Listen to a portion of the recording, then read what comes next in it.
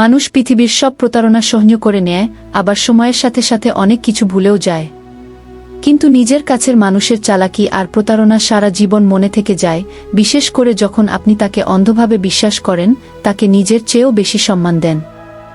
আর যখন সেই সম্পর্কের আড়ালে তিনি আপনাকে ব্যবহার করেন, তখন সেই যন্ত্রণা চিরকালের জন্য থেকে যায়। আমার জীবনেও ঠিক এই রকম ঘটনা ঘটেছিল, যার কথা মনে পড়লেই এখনও বুকে কষ্ট হয়। আজ বাড়িতে ফিরে প্রথমেই আমি মায়ের কাছে গিয়ে তার আশীর্বাদ নিলাম। এটা ছিল আমার পুরনো অভ্যাস, বাড়িতে আসলেই সবার আগে মায়ের কাছে যেতাম, তার পা ছুঁয়ে আশীর্বাদ নিতাম। মা আমাকে স্নেহে নিজের কাছে বসিয়ে জিজ্ঞেস করলেন কেমন আছি, তারপর কথায় কথায় আমাকে উপদেশ দিতে শুরু করলেন, যা তিনি প্রতিদিনই দিতেন। তিনি বললেন, বৌমাকে বিরক্ত করবি না, ওর সাথে জোরজবরদস্তি করার চেষ্টা করবি না। ওর এখনও বয়স কম, বাচ্চা মানুষ। এই সম্পর্ক বুঝতে ওর আরও কিছুটা সময় লাগবে। তুই নিজেই বুঝতে পারছিস আমি কি বলতে চাইছি, ও এখনও খুব ছোট, এই সম্পর্কের কষ্ট এখনই সহ্য করতে পারবে না। মায়ের কথা শুনে আমার মাথা নিচু হয়ে গেল। প্রতিদিন এই একই কথা শুনে আমি ভীষণ লজ্জা পেতাম। আমি একজন যুবক, সবকিছু বোঝার মতো বয়স আমার হয়েছে, কিন্তু জানি না মা কেন আমাকে বিশ্বাস করতে পারেন না। আজও আমি বুঝতে পারিনি তিনি আসলে কি চান। তিনি নিজেই আমার বিয়ে দিলেন এক ছোট্ট মেয়ের সাথে, আর বিয়ের পর থেকে প্রতিদিন আমাকে একই উপদেশ দিচ্ছেন, নিজের বউয়ের কাছে যাবি না, ওর সাথে সম্পর্ক বানানোর চেষ্টা করবি না। ওকে সময় দে, যতক্ষণ না ও পুরোপুরি যুবতী হয়ে ওঠে। এখনই ওকে বিবাহিত সম্পর্কের বন্ধনে বাঁধিস না, এই সম্পর্কের চাপ নেওয়ার জন্য ও এখনও খুব ছোট। মায়ের এই কথাগুলো আমার কাছে খুব অদ্ভুত লাগল। মেয়েটির বিয়ে হয়ে গেছে, তার বাড়ির লোকেরা তাকে বিদায়ও দিয়ে দিয়েছে, অথচ আমার মা তাকে এতটা ছোট প্রমাণ করলেন যেন সে কয়েক বছরের বাচ্চা মেয়ে। আমি প্রতিদিনের মতো মাথা নিচু করে বসে থাকলাম। তারপর যখন নিজের ঘরে গেলাম, তখন আমার স্ত্রী মাথা নিচু করে ঘর থেকে বেরিয়ে গেল। আমি কিছুটা অবাক হলাম, আমি ওর স্বামী, কোনো পরপুরুষ নই। কিন্তু ও সবসময় আমাকে দেখে সংকুচিত হয়ে থাকল। যখনই আমি ঘরে ঢুকতাম, তখনই ও ঘর থেকে বেরিয়ে যেত। হ্যাঁ, আমি মানি ওর বয়স কম, কিন্তু এতটাও না যে ও আমার সাথে দু চারটা কথাও বলতে পারবে না। ওর যদি বিবাহিত সম্পর্ক শুরু করতে সময় চাজো, তাও আমি দিতে প্রস্তুত, কিন্তু ও তো ভুল করেও আমার সাথে কথা বলে না। আমার স্ত্রীর নাম ছিল রিমা, ওর বয়স 16 বছর আর আমার 24। আমি মানি ওর বয়স কম, কিন্তু আমি কোনো অশিক্ষিত বা অসভ্য লোক নই যে ওকে কষ্ট দেব। স্ত্রী হওয়ার পরেও ও নিজেকে আমার সামনে লুকিয়ে রাখল। এখন আমার মায়ের উপর রাগ হচ্ছিল, এইসব কিছু আমার মায়ের কারণেই হয়েছে। তার প্রতিদিনের উপদেশ আমার বউয়ের মাথা খারাপ করে দিয়েছে। আর মায়ের উপদেশের কারণেই ও সবসময় আমার থেকে দূরে থাকল।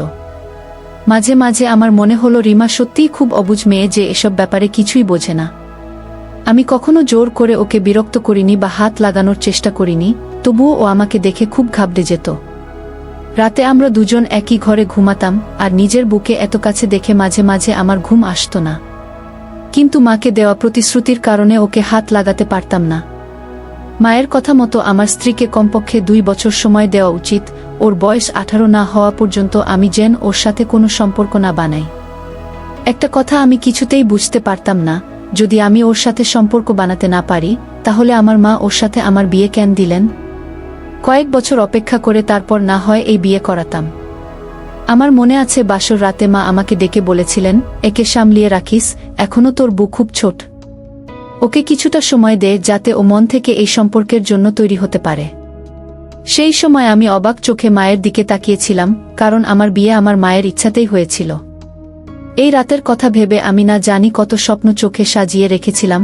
আমার মন উতলা হয়ে উঠেছিল নিজের স্ত্রীকে কাছে পাওয়ার জন্য। আর আমার মা আমার সমস্ত স্বপ্ন ভেঙে চুরমার করে দিল। আমার মুখে চিন্তার ছাপ দেখে মা আমাকে বোঝাতে লাগলেন, চিন্তা করিস না, ব্যাস কিছুদিনের ব্যাপার। যখন ও সম্পর্কের ব্যাপারে বুঝতে শিখবে আর বড় হয়ে যাবে, তখন তুই নিজের বিবাহিত জীবন শুরু করিস। কিন্তু এখন ওর সাথে সম্পর্ক বানাস না। যদি কিছু উল্টোপাল্টা হয়ে যায়, তাহলে আমরা লোকের সামনে মুখ দেখাবো কিভাবে? মায়ের কথা শুনে আমি হতবাক হয়ে গেলাম। তিনি নিজের যুবক ছেলের বিয়ে দিয়ে এ কেমন কথা বলছেন? আমি একটা যুবক, আমারও কিছু চাহিদা আছে, নিজেকে কন্ট্রোল করব কিভাবে? আমি মায়ের দিকে অবাক চোখে তাকিয়ে বললাম, যদি আমার স্ত্রী এখনো যুবতী না হয় আর শারীরিকভাবে এই সম্পর্কের জন্য তৈরি না থাকে, তাহলে এরকম মেয়ের সাথে আমার বিয়ে দিলে কেন? দুনিয়াতে কি মেয়ের আকাল পড়েছিল? আমি একটা যুবক, কোনো ছোট বাচ্চা নই যে নিজের স্ত্রীর বড় হওয়ার অপেক্ষা করব। আমার কথা শুনে মা লজ্জিত হয়ে বললেন, সমস্যায় পড়েই এই বিয়ে তাড়াতাড়ি দিতে হয়েছে। মেয়েটা সুন্দরী আর সরল কিন্তু অনাথ। ওর দাদা বৌদি যত তাড়াতাড়ি সম্ভব ওকে বাড়ি থেকে বিদায় করতে চাইত, তাই ওর সাথে এক বিবাহিত বুড়োর সম্বন্ধ দেখছিল। আমার বান্ধবীর মেয়ে, আমি ওকে এইরকম অবস্থায় ছাড়তে পারিনি। যদি ওর বিয়ে তোর সাথে না দিতাম তাহলে এতদিনে ওর দাদা ওর কপাল পুড়িয়ে দিত। ওর জীবন বাঁচানোর জন্য ওর বিয়ে তোর সাথে দিয়েছি। এই সত্যিটা জেনে আমি চুপ হয়ে গেলাম। মা আমার মাথায় হাত দিয়ে বললেন, আশা করি তুই আমার মান রাখবি। এখনই তুই তোর স্ত্রীকে কিছু করিস না, ওর থেকে দূরত্ব বানিয়ে থাকিস। মায়ের এরকম কথা শুনে আমার রাগ তো হয়েছিল, কিন্তু আমি চুপ করে গেলাম। আমার মনে হয়েছিল আমি কোন ছোট মেয়েকে বিয়ে করেছি। কিন্তু যখন ঘরে গিয়ে স্ত্রীকে দেখলাম তখন অবাক হয়ে গেলাম। অবশ্যই ওর বয়স কম ছিল, কিন্তু যুবতী ছিল, আর ওর সৌন্দর্য আমাকে ওর দিকে আকর্ষণ করছিল। ওকে দেখে আমার হৃদয় বেইমান হয়ে উঠেছিল। কম বয়সী হওয়ার পরেও ওর শরীর স্বাস্থ্য দেখার মতো ছিল, ও ভালোভাবেই আমার সাথে মানিয়ে নিতে পারত। কিন্তু আমি মায়ের কথা মনে করে খুব কষ্টে নিজেকে কন্ট্রোল করলাম, না হলে রিমার সৌন্দর্য তো আমাকে পাগল করে দিত। আমি ওর পাশে বসলে ও খুব ভয়ে আছে বলে মনে হলো, তাই আমি ওকে বললাম, চিন্তা করো না, আমি তোমার কোনো ক্ষতি করব না। আমাকে ভয় পাওয়ার দরকার নেই। আমি ওর হাত ধরে নিলাম, যেটা একদম ঠান্ডা আর কাঁপছিল। আমি অনুভব করতে পারছিলাম ওর চোখে জল এসে গেছে, ওর গোলাপি মুখ ভয়ে সাদা হয়ে গেছে। আমি ওকে সান্ত্বনা দিয়ে বললাম, রিমা, তোমার এতটা ভয় পাওয়ার দরকার নেই, আমি তোমার সাথে কোনো জোরজবরদস্তি করব না। আমি অবাক হয়ে ভাবছিলাম ও আমাকে দেখে এতটা ভয় পাচ্ছে কেন, যদিও আমি কোনো অশব্দ ইতর টাইপের মানুষ নই। সবেমাত্র কিছুদিন আগেই আমি চাকরি পেয়েছি, আর মা হঠাৎ করেই আমার বিয়ে দিয়ে দিলেন। আমি তো এই হঠাৎ বিয়ের কথা শুনে হতভম্ব হয়ে গিয়েছিলাম। আমার ছোট ভাই পড়াশোনার জন্য আমেরিকায় আছে, মা ওর জন্য অপেক্ষা করলেন না, ওখানে ওর পরীক্ষা ছিল, আর এদিকে আমার বিয়ের তোড়জোড় চলছিল। আমি ভাইয়ের কাছে ফোন করে ক্ষমা চেয়েছিলাম, তখনও বলল, কোনো ব্যাপার না দাদা, আমি সব জানি, কিন্তু পরীক্ষা আছে বলে আমি আসতে পারছি না। সামনে পুরো মাস আমি খুব ব্যস্ত থাকব। তুমি বিয়ে করে নিজের বিবাহিত জীবন উপভোগ করো, আমাকে নিয়ে চিন্তা করার দরকার নেই। কি ভাইয়ের রাগ না হওয়া আমাকে অবাক করে দিল। আমরা দুই ভাই একে অপরের খুব কাছাকাছি ছিলাম না, কিন্তু আমি আমার ভাইবোনকে খুব ভালোবাসি। নিজের বিয়ের সময় ভাইয়ের অনুপস্থিতি আমি অনুভব করতে পারছিলাম, কিন্তু আমার ভাইয়ের তো কোনো ব্যাপারই ছিল না। বিয়ে সুন্দরভাবে হয়ে গেল, আমারও কোনো সমস্যা হয়নি। কিন্তু এখন মায়ের ব্যবহার আর বুয়ের আমার কাছ থেকে পালিয়ে বেড়ানো, মায়ের সবসময় উপদেশ দেওয়া যে নিজের বুকে কোনোমতেই হাত লাগাবি না, কিছুই আমি বুঝতে পারছি না। মা সবসময় বলতো, রিমা এখনো ছোট বাচ্চা, কিছুই বোঝে না, এটা সেটা। কিন্তু এটাও সত্যি যে আমার স্ত্রী কোনো ছোট বাচ্চা না, ও পুরো যুবতী মেয়ে। ও সেজেগুজে রেডি হয়ে নিজের বান্ধবীদের সাথে দেখা করতে যেত, তাদের সাথে হেসে হেসে কথা বলতো, শুধু আমার সাথেই কথা বলতো না। আমি ওকে মন ভরে দেখতাম, কিন্তু মাথায় সবসময় মায়ের উপদেশ ঘুরতে থাকল। কিছুদিনের মধ্যেই আমার মেজাজ খিটখিটে হতে লাগল। সাধারণ ব্যাপার, আমি একটা যুবক ছেলে, আমার আবেগ আমাকে শান্তিতে থাকতে দিত না। আমার বউ আমার বিছানায় এক পাশে শুয়ে থাকত, রাতের পর রাত আমার ঘুম আসত না। মন চাইতো সবকিছু ভুলে আমি রিমাকে আমার বুকে জড়িয়ে নেই, কিন্তু মায়ের কথা পারছিলাম না। যদি তিনি জানতে পারেন তাহলে আমার সম্মান তার চোখে শেষ হয়ে যাবে, এই ভেবে নিজেকে কন্ট্রোল করে নিতাম। এটা কেমন বিয়ে যাতে নিজের বউয়ের থেকে দূরত্ব বানিয়ে থাকতে হচ্ছে। এখন আমার অফিসেও কাজে মন বসত না। আমি মনে প্রাণে চাইতাম যখন ক্লান্ত হয়ে বাড়ি ফিরব তখন আমার স্ত্রী হেসে আমার যত্ন করবে, রাতে ক্লান্ত হয়ে ঘুমালে সমস্ত ক্লান্তি ভুলে ওর সাথে শান্তিতে ঘুমাবো। মন চাইতো যখন ও সেজেগুজে রেডি হয় তখন আমি ওর প্রশংসা করি, ওর জন্য ফুলশাড়ি নিয়ে আসি। কিন্তু আমাদের মধ্যে এরকম কোনো সম্পর্কই নেই। যদি ভুল করেও ওর জন্য কোনো উপহার নিয়ে আসতাম বা কখনো প্রশংসা করে দিতাম, তখন ও এমন ঘাবড়ে যেত যেন আমি কোনো অপরাধ করে ফেলেছি। ওর সুন্দর মুখে ভয়ের ছাপ স্পষ্ট ফুটে উঠত, আর ও তাড়াতাড়ি করে দৌড়ে আমার কাছ থেকে পালিয়ে যেত। এসব খুব খারাপ লাগলো, তাই আমি রিমাকে ওর অবস্থাতেই ছেড়ে দিলাম। কিন্তু চাইলেও ওকে অদেখা করতে পারতাম না। আমরা একই ঘরে থাকতাম, একই বিছানায় ঘুমাতাম। আমার জন্য এই সব কিছুই খুব মুশকিলের ছিল। রিমা এমন মেয়ে যাকে দেখে ভালো ভালো ছেলেরও ইমান হেলে যাবে, আমি তো বটেই ওর স্বামী। ও যখন সেজেগুজে থাকতো তখন আমার চোখ ওর দিক থেকে সরতই না। আমার এইভাবে তাকানো মাও বুঝতে পেরে যেতেন আর আমাকে ফাঁকা পেয়ে বলতেন, এটা কিরকম ব্যবহার? আমি দেখছি যে তুই রিমার দিকে একটু বেশি নজর দিতে শুরু করেছিস। তুই কি আমার কথা ভুলে গেছিস? মায়ের কথা শুনে আমি লজ্জায় পড়ে যেতাম। মাকে খুব ভালোবাসতাম, তাই মায়ের কথা অমান্য করে কিছু করতেও পারতাম না। তাই মাকে বললাম, যদি তুমি আমাকে রিমার থেকে আলাদা রাখতে চাও তাহলে আমার বিয়ে কেন ওর সাথে দিলে? আর যদি আলাদা রাখতেই হয় তবে ওকে তোমার ঘরে শোয়াও, আমার ঘরে ওকে পাঠিও না। আমার নিজের উপর কন্ট্রোল করতে খুব অসুবিধা হয় গিয়ে। আমার মাও অদ্ভুত, আমি ওকে দেখতে পারবো না, আবার কিছু করতেও পারবো না। যদি আমি অফিস থেকে ক্লান্ত হয়ে বাড়ি ফিরতাম তখন ও রান্নাঘরে কাজে ব্যস্ত থাকত। আর খাবার খেয়ে ঘরে এসে ওকে এক পলক দেখার জন্য আমি ঘন্টার পর ঘন্টা অপেক্ষা করতে থাকতাম, কিন্তু ও ঘরে আসতো না। ক্লান্ত শরীরে অপেক্ষা করতে করতে যখন আমি ঘুমিয়ে পড়তাম তখন ও চুপচাপ এসে বিছানার এক কোণে শুয়ে পড়ত। জীবন এরকমই বিরক্তিকরভাবে কাটছিল। একবার আমি নিজের উপর কন্ট্রোল করতে না পেরে ঘুমন্ত অবস্থায় আমার হাত ওর বুকের উপর লেগেছিল। সঙ্গে সঙ্গে আমার হৃদয়ে আগুন লেগে গেল, ধুকপুক অনেক বেড়ে গেল, নিজের উপর কন্ট্রোল করা খুব মুশকিল হয়ে গেল। আর হঠাৎ করেই আমি ওকে টেনে আমার বুকের সাথে জড়িয়ে নিয়েছিলাম আর ওকে চুমু খেয়ে ফেললাম। আমার এই ব্যবহারে ও চমকে উঠে বসল। যা কিছু হয়েছিল সেটা হঠাৎ করেই হয়ে গিয়েছিল, আর এতেই ও চিৎকার চেঁচামেচি শুরু করে দিল। চিৎকারের আওয়াজ শুনে মা ঘরের মধ্যে এসে পড়লেন আর আমাকে হাজারটা কথা শুনিয়ে দিলেন, তোরে লজ্জা করে না? আমি তোকে কতবার বুঝিয়েছি যে ও এখনো ছোট বাচ্চা, ওকে কিছুটা সময় দে, কিন্তু তোর নিজের উপর একটুও কন্ট্রোল নেই। এইবার আমারও রাগ এসে গেল। আমি বললাম, মা তুমি আমাকে আর রিমাকে বিয়ে দিয়েছিলে কেন? নিজের স্ত্রীকে কাছে পাওয়ার ইচ্ছা একটা ন্যাচারাল ব্যাপার, যেটা আমার ভিতরেও জেগে উঠেছিল। আমি কোনো অন্যায় কাজ করিনি গিয়ে আমার মা এটা জানতেন না যে স্বামী স্ত্রীর মধ্যে এইভাবে নাক গলানো উচিত নয়।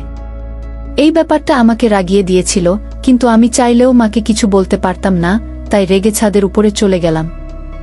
সেই রাতে মা আমার ঘরেই রিমার কাছে শুয়ে পড়লেন।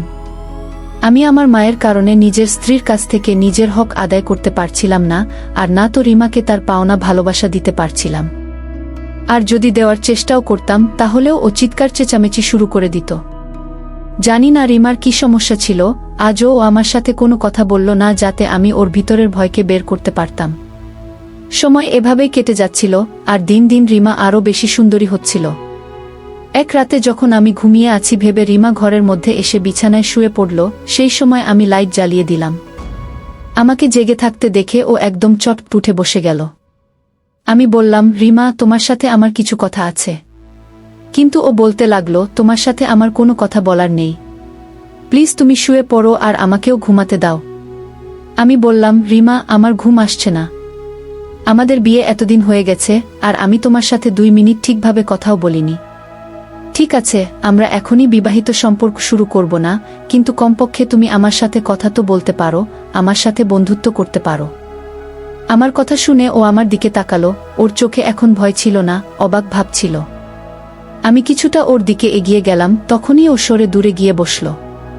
আমি বললাম, তুমি কেন আমাকে এতটা ভয় পাও? ও আমার কথার উত্তর না দিয়ে বলল, আমার কাছে এসো না। আমি বললাম, কিন্তু কি কারণে আমি তোমার কাছে আসব না? তোমার মন কি কখনো আমার সঙ্গ পেতে চায় না? যতটা আমি জানি সব মেয়েই নিজের জীবনসঙ্গীর সঙ্গ পাওয়ার জন্য ব্যস্ত থাকে, সব মেয়েরই ইচ্ছা হয় নিজের জীবনসঙ্গীর বুকে মাথা রেখে শুতে। তোমার কি এইরকম ইচ্ছা হয় না? আমার এইরকম কথা শুনে ও লজ্জায় লাল হয়ে গেল।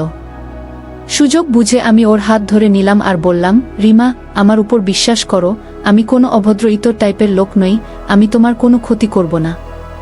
কথা বলতে বলতে ধীরে ধীরে আমি ওর কাছে যেতে লাগলাম, ও আমার স্পর্শে নরম হতে লাগলো। কিন্তু এর আগেই আমার দুষ্টুমি বেড়ে যেত, তখনই দরজায় জোরে জোরে খটখটের আওয়াজ হলো। আমি জানতাম আমার আশা ছাই দিতে মা এসেছেন। আমি দরজা খুলে দেখলাম মা দাঁড়িয়ে আছে, তার চোখে মুখে রাগ ফুটে উঠেছে। তিনি বলতে লাগলেন, তোদের ঘরের লাইট এখনো জ্বলছে কেন? তোরা এখনো ঘুমাসনি? আর তোদের ঘর থেকে কথা বলার আওয়াজ আসছিল, এই কারণে আমি দরজায় ধাক্কালাম। এরপর মা রিমাকে বললেন, তুমি এখনো জেগে আছো? আর তোমরা দুজন নিজেদের মধ্যে কি কথা বলছিলে? আমি বললাম, মা আমি তোমার উপদেশ ভুলিনি, কিন্তু তোমার এইভাবে রাতের বেলা আমাদের ঘরে আসা উচিত হয়নি। মা প্রচণ্ড রেগে বলতে লাগলেন, তুই চুপ করেই থাক। তারপর তিনি রিমার কাছে গিয়ে বললেন, চুপচাপ নিজের বালিশ নাও আর সোফায় গিয়ে শুয়ে পড়ো।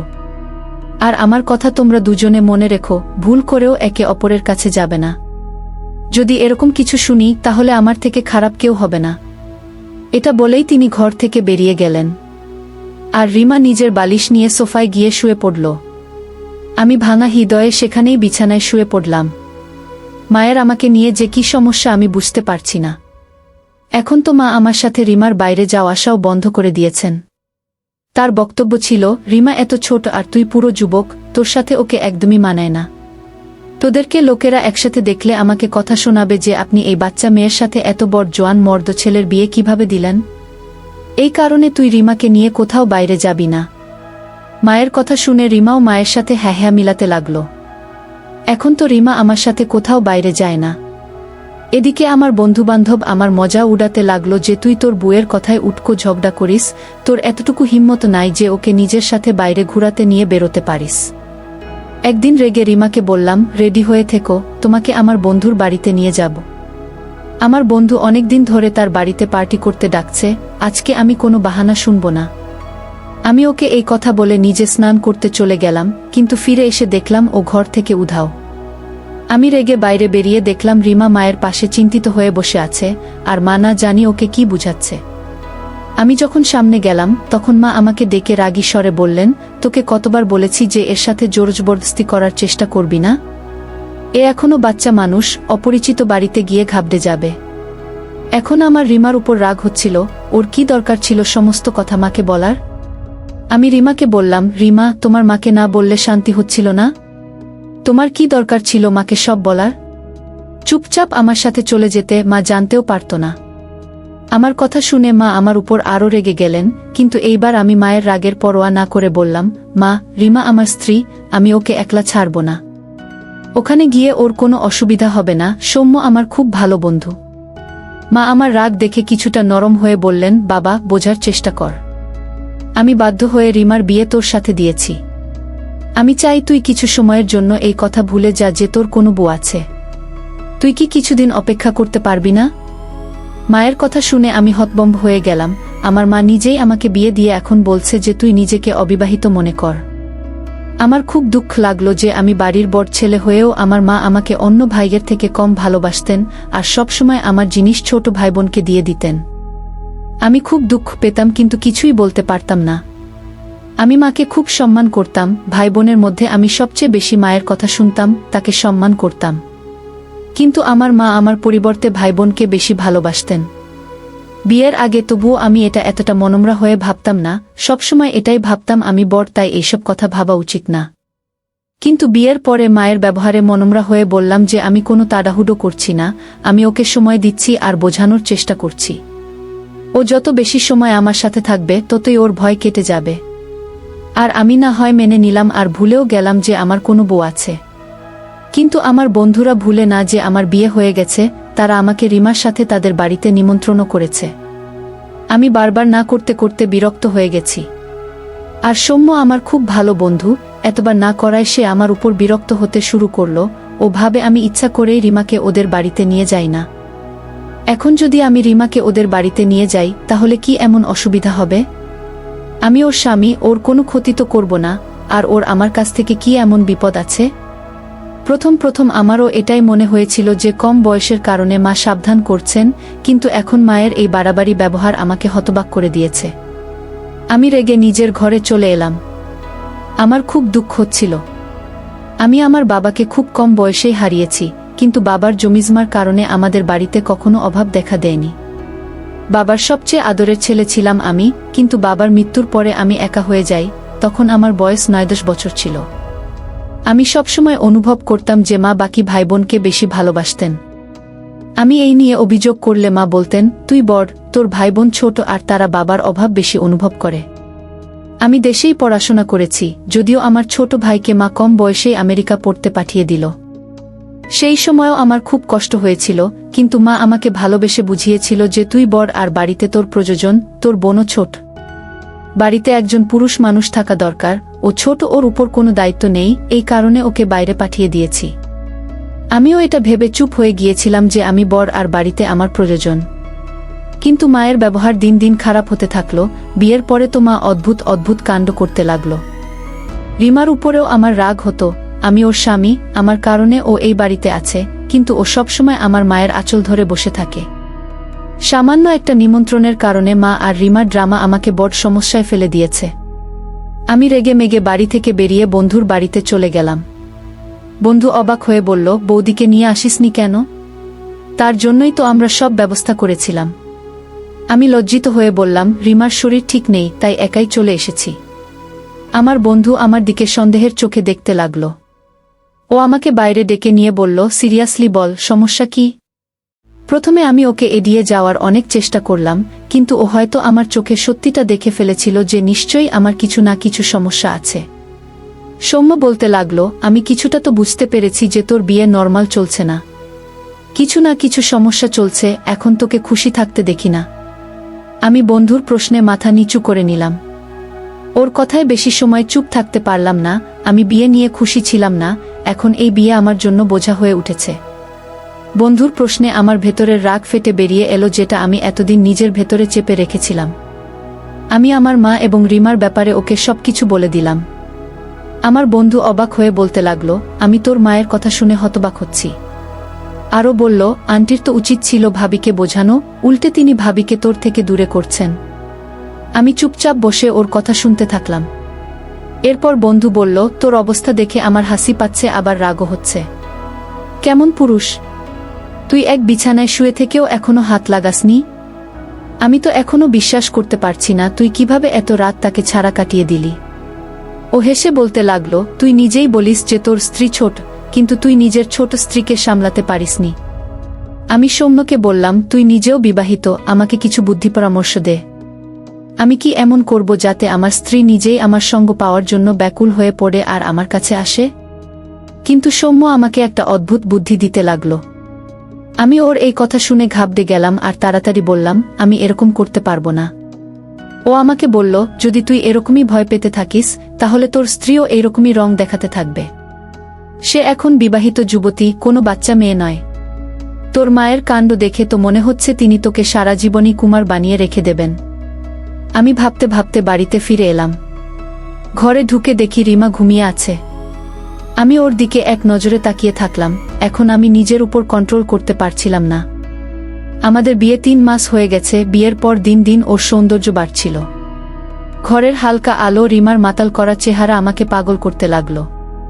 আমি তাড়াতাড়ি ঘর থেকে বেরিয়ে গেলাম। মা আমারই অপেক্ষা করছিলেন। আমাকে দেখে বললেন, এত সময় লাগলো তোর ফিরে আসতে? আমি মাকে জিজ্ঞেস করলাম, তুমি খাবার খেয়েছ? মা বলল, হ্যাঁ, আমি খেয়ে নিয়েছি। তোর বউ খাবার খেয়ে এত তাড়াতাড়ি চলে গেল যে আমাকে দুধ দিতে ভুলে গেছে। আমি এখনো ওষুধ খাইনি। আমি তাড়াতাড়ি উঠে দাঁড়ালাম আর বললাম, আমি তোমার দুধ গরম করে দিচ্ছি, তুমি ওষুধ খেয়ে আরাম করে শুয়ে পড়ো। মা আমাকে আশীর্বাদ করতে লাগলেন। বন্ধুর প্ল্যান অনুযায়ী আমি দুধের সাথে ঘুমের ওষুধ মিশিয়ে মাকে দিয়ে দিলাম। মা দুধ খেয়ে তাড়াতাড়ি ঘুমিয়ে পড়লেন। এরপর আমি আরামসে রিমার কাছে গেলাম। আমাকে কাছে আসতে দেখে ও ঘাবড়ে গেল, সবসময়ের মতো ভয় পেয়ে গেল আর আমার থেকে দূরে সরতে লাগলো আর মা মা বলে ডাকতে লাগলো। আমি ওর মুখে হাত রেখে দিলাম, আর এমনিতেও ওর চিৎকারে কোনো লাভ হতো না, কেননা মা গভীর ঘুমে আছেন। ওর ডাক শোনার মতো বাড়িতে কেউ নেই। ধীরে ধীরে আমি কাছে হতে লাগলাম আর বললাম, রিমা, তুমি আমার স্ত্রী, আমাকে দেখে তোমার ভয় পাওয়ার কোনো দরকার নেই। কিন্তু ও আমাকে নিজের কাছ থেকে সরিয়ে দেওয়ার চেষ্টা করছিল। কিন্তু আজকে আমি রিমার কোনো কথাই শুনলাম না। আমি ওর কাঁপতে থাকা শরীরকে আমার বুকে জড়িয়ে নিলাম আর বিশ্বাস করালাম যে আমি তোমার কোনো ক্ষতি হতে দেব না। ধীরে ধীরে আমি ওকে আমার ভালোবাসার অনুভব করাতে লাগলাম, আর ও আমার বুকের মধ্যে ধীরে ধীরে নরম হতে লাগলো। এখন ও নিজেকে ছাড়ানোর চেষ্টা বন্ধ করে দিয়েছে, আর যখনই ও নিজেকে ঢিলা ছেড়ে দিল, আমিও আমার বুকের সাথে ওকে চেপে ধরলাম। সেই রাতে আমি ওর কাছ থেকে আমার হক আদায় করলাম। আমাদের মধ্যে সেই সব কিছুই হয়ে গেল যেটা অনেক আগেই হওয়া উচিত ছিল। বিয়ের 3 মাস পরে আজকে আমার বাসর রাত হয়েছে। আমার ভালোবাসা পেয়ে ওর ভেতরের সমস্ত ভয় কেটে গেছে। এরপরে যে কথা ও আমাকে বলল, তাতে যেন আমার মাথায় আকাশ ভেঙে পড়ল। আমি বুঝতে পারলাম ও কেন আমাকে ভয় পেত আর কেনই বা আমার থেকে দূরে থাকত। সকালে উঠে দেখলাম রিমা চুপচাপ বসে আছে আর মা রেগে লাল হয়ে আছেন। আমি কোনো অপরাধ করিনি, কিন্তু তবুও টেনশনে পড়ে গেলাম। মা বললেন, আমি তোকে মানা করেছিলাম, তারপরেও তুই রিমার সাথে জোরজবরদস্তি কেন করলি?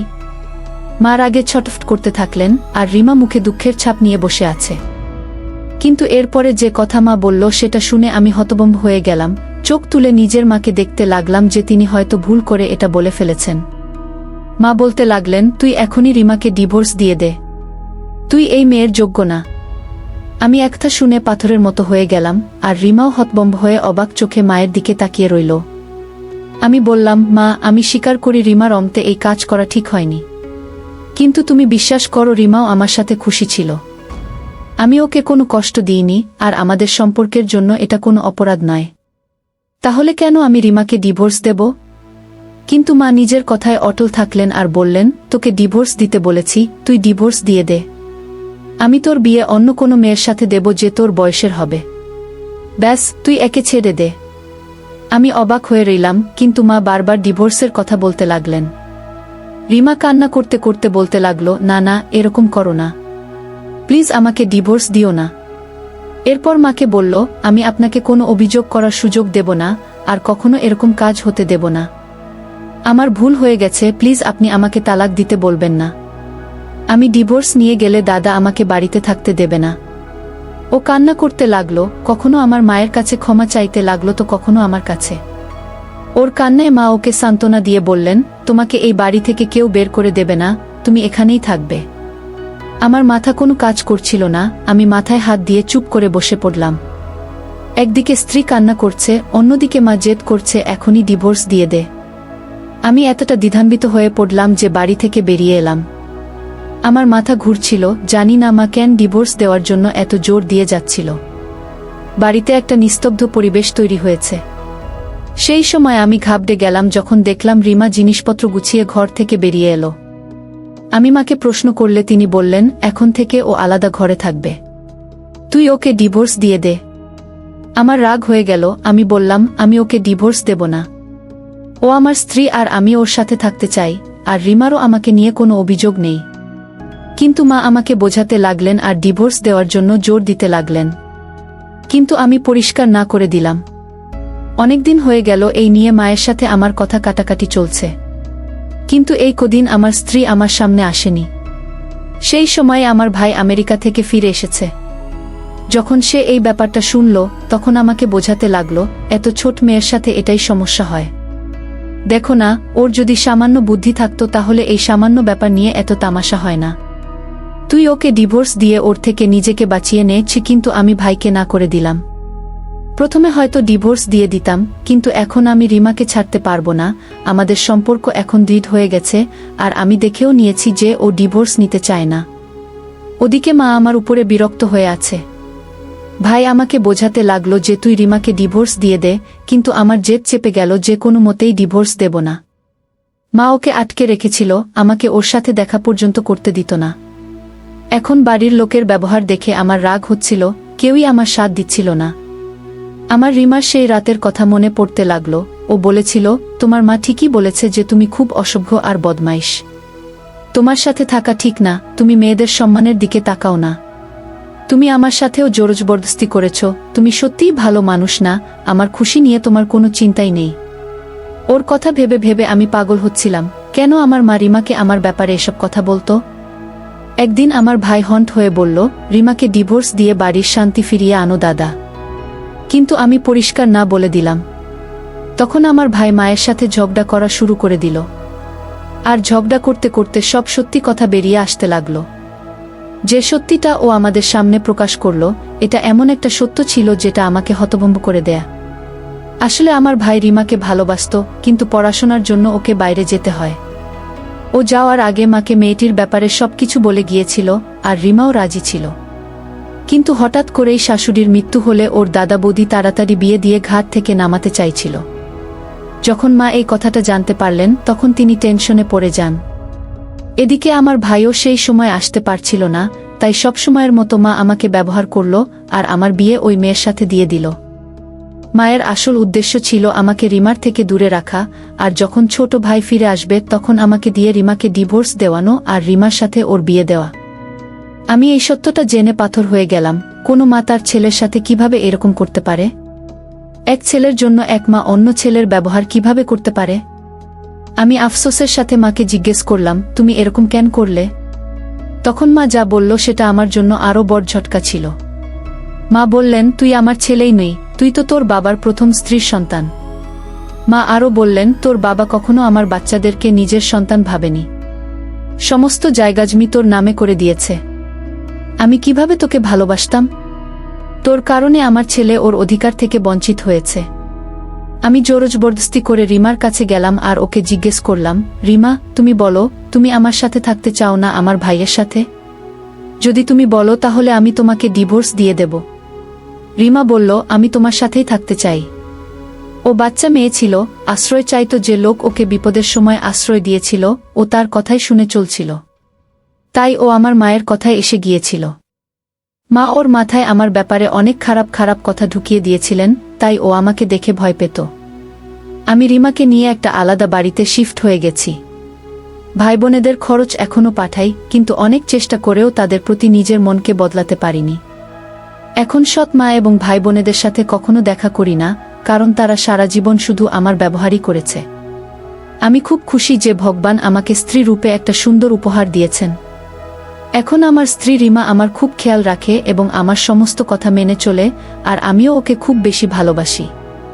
বন্ধুরা, এই গল্পটি যদি আপনাদের ভালো লাগে তাহলে অবশ্যই ভিডিওটিতে লাইক, কমেন্টস আর শেয়ার করতে ভুলবেন না, এবং এরকম আরও নতুন নতুন ভিডিও পেতে অবশ্যই আমাদের চ্যানেলটিকে সাবস্ক্রাইব করে পাশে থাকবেন। ধন্যবাদ।